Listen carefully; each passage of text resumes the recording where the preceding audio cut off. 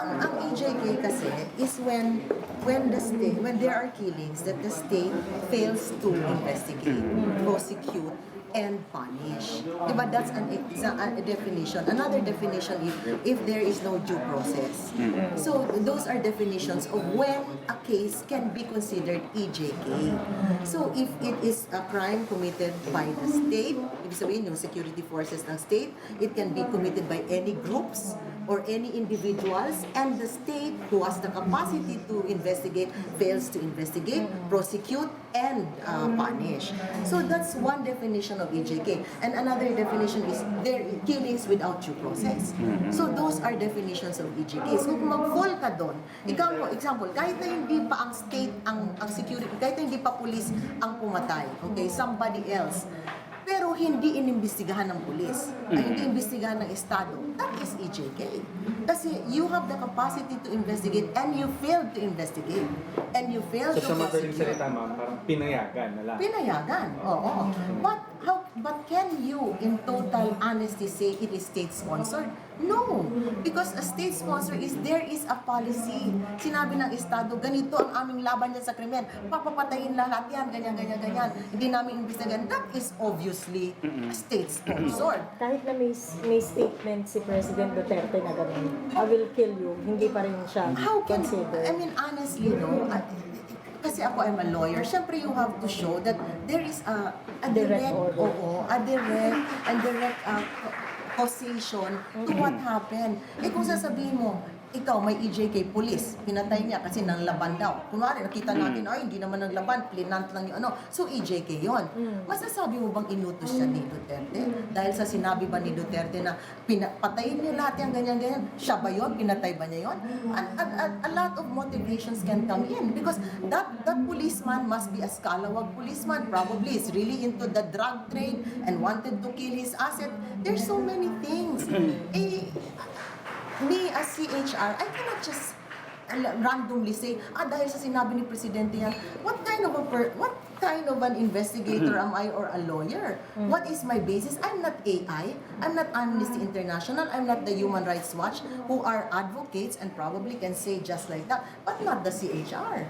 We have to be based on something. We're not an NGO. Diba? We're in government and we have to be based on facts and evidence. Kaya sabi ko, it's not as easy as that. AI comes up with a conclusion, a very, grabbing conclusion with 33 cases being investigated. I mean, that's not CHR. Kayo siguro AI or yung mga NGOs, ganyan, kayo can do that. But not the CHR. That's not our mandate. We have to be after the truth and we cannot just condemn anybody.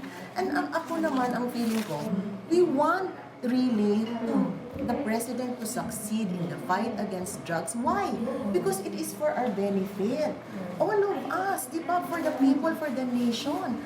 But he has to realize that, Presidente, mali naman yata yung procedure mo, mali naman yata yung pamamaraan mo. Bakit naman maraming inosenteng na mamatay? Hindi ba natin pwedeng pagbutihan ang ibang way naman, isipin natin, pagandahin naman natin, kasi pare-pareho naman tayo gusto. Isa lang yung bansa natin, hindi naman tayo after, mga ibang mga na foreigner, they can criticize all they want, they're not living here. And they can just live when they want, we want to make our place better. Diba? And what is the best way? We have to consume, we have to agree. We agree, magkalaban natin ang droga, yes. But how? Diba? You don't have all the answers. They don't have all the answers. We don't have all the answers. Why don't we put our heads together and say, how do we fight this? If it becomes the fight of the nation, lahat tayo happy. Diba sa totoo lang? Kaya sabi ko, hindi naman kami pwedeng gumawa ng conclusion na ganyan kasi CHR kami. And we are after what is best for our country. Mami, balik ko na yung question. So, ano talaga yung mag-establish na there is a state-sponsored killing? Ano po yung hinahanap ng CHR?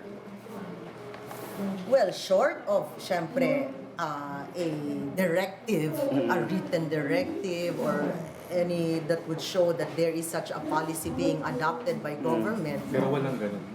Wala namang ganun kasi sino naman ang gagawa nun. Sino maglalagay ng Oo. But there has to be also a showing of a talagang nationwide pattern.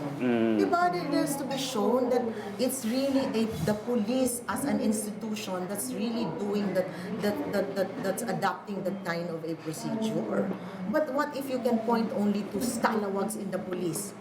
Can you say that's really the police? You are actually condemning the whole institution of the police, if you say that it's them, that's them.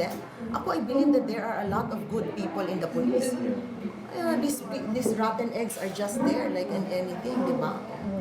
So, unless you can show that, then you can make a So, ma'am, yung conclusion. sinasabi mong April na, end of April na balak niya ilabas, sasabihin niyo doon kung papatunayan niyo kung There is state-sponsored or hindi. Hindi, kasi hindi naman namin kaya yan sa number of cases that we've investigated. Di ba, kung wari kiniklaim ng media 7,000 and we only investigated 490. Is it fair, even I ask you, is it fair for you to come up with such a conclusion?